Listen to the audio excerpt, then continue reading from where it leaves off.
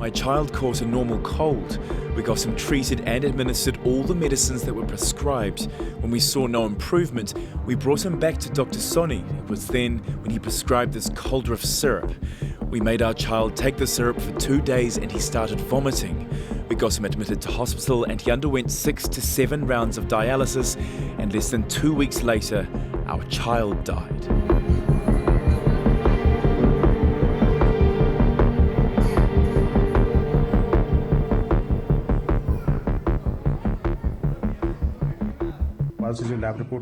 The lab reports point towards the fact that the element diethylene glycol was in the cough syrup in far higher quantities than the permissible limit, and therefore the children died.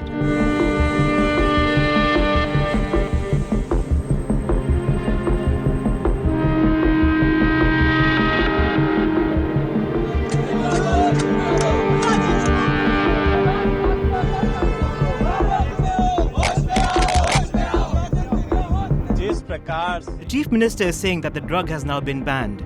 We asked the Chief Minister how this drug, which had already been banned in other states, was being sold in the pharmacies of Madhya Pradesh.